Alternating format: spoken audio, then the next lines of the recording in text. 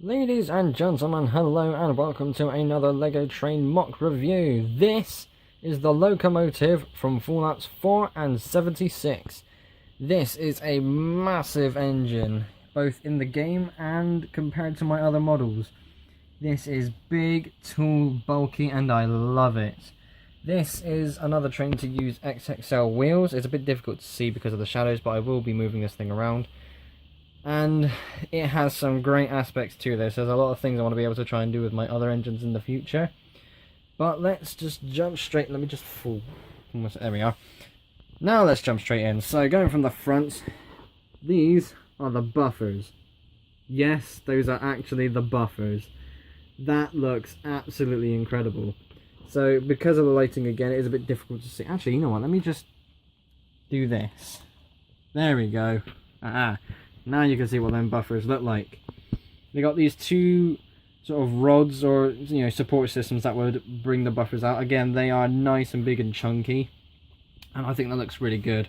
I have taken screenshots of the locomotive from the games to try and use that as my actual source, and I've made this as close as I can. It's not going to be exactly detailed, but it is very close. I will say that it is very close to the actual model, and I think again this just looks stunning. It's so good.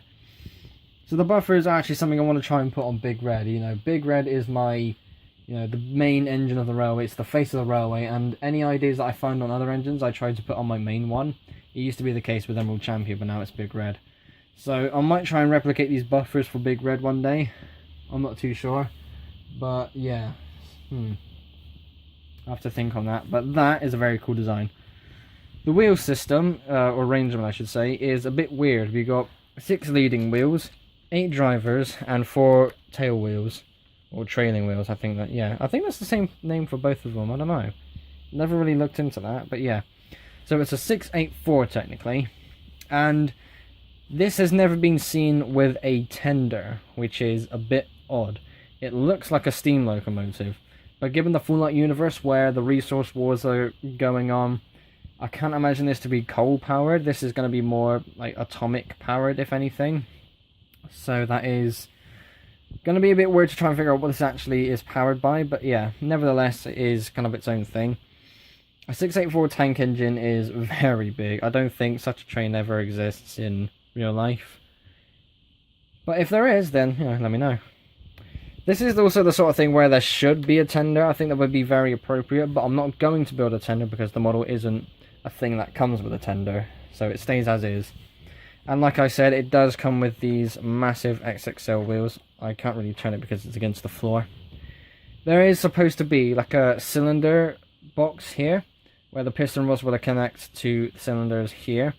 It's like the design that I made for the White Medallion quadruplex. So if you go back and look at that, you can get an understanding of what it's supposed to be. But the cylinder is supposed to be between these two front wheels here, so it's supposed to be around here. But trying to get it into place and let these wheels move around was very difficult, so I had to take them off and just leave it as it is. So sadly, I am missing those details, but for the sake of functionality, I think it's for a good cause. So yeah, that is kind of that front area there. We may as well... No, we're not going to go to the back until we actually get to the back. So let's tip this back up. Oh, goodness.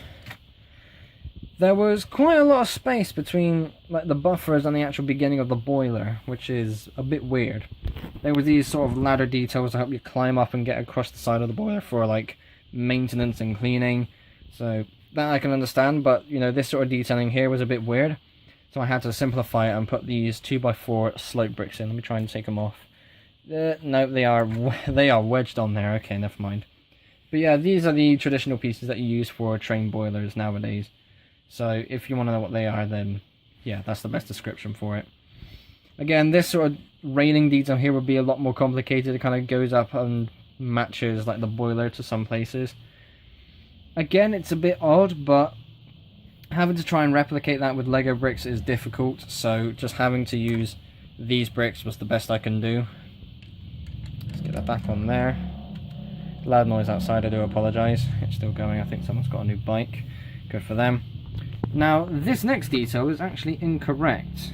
You can see 3 lights there, Those two lights on the side should not be there. But I didn't really realise that until after I finished the model and looked back to check all the details. So, I can't really take them off though because they're already there. I might have to... Well, the grey parts box is actually very close by, so I can modify it and change it. But, yeah, I think if you kind of just ignore that for a second, that's what it would actually look like. But in a way, I kind of like having those extra lights there. I don't know, what do you think? Should I keep the extra ones or make it a bit more accurate and remove them? So, yeah, there is that one. Something that's selling this to be steam powered even more is the funnel. So that's the funnel where all the smoke and steam would come out. And that sort of shaping there does look very nice indeed. Again, there is another light in front of the funnel that is actually supposed to be there, so that's okay. But seeing that sort of... again, it looks really, really good. I love that. But again, this goes back to the point I mentioned a moment ago. Is this steam powered or is this atomic powered? Because it looks like a steam locomotive, but there's no tender carrying any coal, so it can't be, right? That's weird. That's very, very weird. But if we just carry along the boiler, it's nice and smooth. They got some of these little extra details just around the back in particular. We've got two whistles, of course, because every train has a whistle. And if we tip this back on its side again, we need to kind of go underneath the boiler and get a look at some of the details here. So once again, this isn't 100% accurate, and I have made a couple of changes compared to what the model actually looks like in the game. So these would be pipes and sort of cylinders that would help, again, sell the fact that if this is a steam engine. Right, sorry about that. I had to cut the video. The camera decided to be a bit of an asshole. So yeah, where was I? I was here, that was it. So these are actually just, again, more kind of cylinder pieces, if anything. But I've added this 1x5 Technic rod to connect them together. That's actually not supposed to be the case. If anything, it was supposed to look like that, but it looks too bland and I can't help but put this piece in there. Again, this is my own model, so I can kind of do whatever I want. And in a way, I think that looks a bit cooler, you know, a bit more complicated to have another set of wheels just turning like that. Yeah, that's pretty good. I like that. What the hell's going on with these wheels? Let me fix that one sec. There we go. So yeah, that was kind of the under section of the... Well, not really the under section, just the middle, really. We've got the main boiler, we've got this middle section, then we've got the wheels. So yeah, again, it's very cool. Now, going to the back, these wheels are not happy. It kind of scoops up... Well, scoops up, what a word to use. Kind of, yeah, basically it goes up that way, kind of sharply, and trying to recreate that look, again, is difficult with the bricks that I'm limited to and the sort of detailing that I can create. So I've been able to kind of create that kind of upwards look, but more of a staircase sort of look. I've been able to kind of finish it off and round it up a little bit with these inverted slopes. Let me just press that one down, there we go. That looks like that's sticking out a bit. Never mind. But yeah. Having to put those there was a bit odd, and also there were these wheels underneath, which look like they're out of place. They really do, and I think they actually come downwards rather than go outwards like that. It's really odd, and again, having to make this functional means you have to make some changes.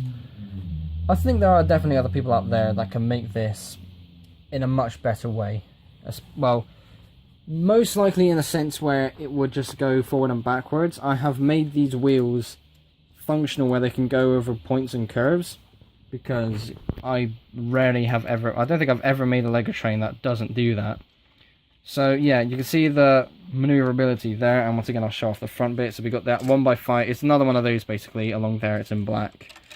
And we've got a swivel piece next to where the middle wheel is connected to allow that to turn, and again that lets it go through points and curves. Very cool indeed.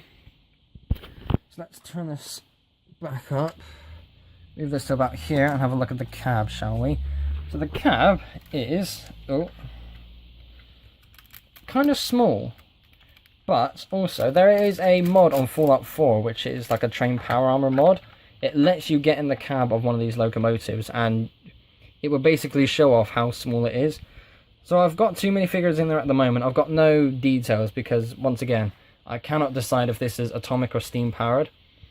The Emerald Knight model that I've got has the... when you put the power functions in, you have to take the firebox out. I could put that in there, and I would be happy to do so, but I don't want to unless I can actually confirm that it's steam powered. which is a bit odd because, you know, I've never really complained about such a detail before. But for something that this is one of the few models that I'm actually recreating, and I want to make sure that this is actually accurate. So yeah, I want to kind of keep it as is. So yeah, the cab is small, basic windows as well. I think it's actually supposed to be a bit thinner, but again, for the sake of trying to make it more accurate, I have to kind of keep it like that. You can see how the wheels are sticking out so much already. If I make that any thinner, then that'll basically be its own little thing at the way. And I don't want that. Okay. Putting this back on the track after you've taken it off is a real pain in the arse. Oh, that was actually kind of easy that time. Okay, cool. Because of all the wiggle room that the wheels have, it's a bit difficult to try and line it all up, especially when you're doing it one-handed. And like I said, it moves on the track. Very cool. Now, these wheels are fixed in the main boiler itself, so in a way, you could, if anyone ever wants to take this task, you could power this with power functions. I suppose it is possible, but the only way I can think of powering it is in the same way you do with the Emerald Knight. So once again, I'm not actually that skilled. I don't really bother with power functions with drive wheels, so I'll have to leave that with someone else if they want to undertake that challenge. And yeah, I will have to... actually, I don't have to, because I said I'm not going to, so yeah, let's just ignore that. But there we are. That is the locomotive as seen from Fallout 4 and 76, and hopefully future Fallout games. Oh, this is a cool train. This is a very cool train. Tell you what, where it is, stretching over, just to get a size comparison, there's Thomas, okay? There's Thomas next to the Fallout 4 locomotive. If I move him forward again, there we are. Look how tall the cab is. There we are. It's massive. In terms of length, it's about the same length as the Emerald Knight. So yeah, it just shows how big I've built this model. The XXL wheels definitely sells it a lot, because if you've played Fallout and you've seen this, you will know how big those wheels are. Oh, I love this model. So big, so chunky, so cool.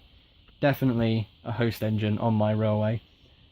So there we go, that is it for this model, and hopefully we'll have more Fallout stuff coming in the future. Thank you all ever so much for watching. Be sure to like and subscribe if you haven't already. I will see you all in the next episode. Bye!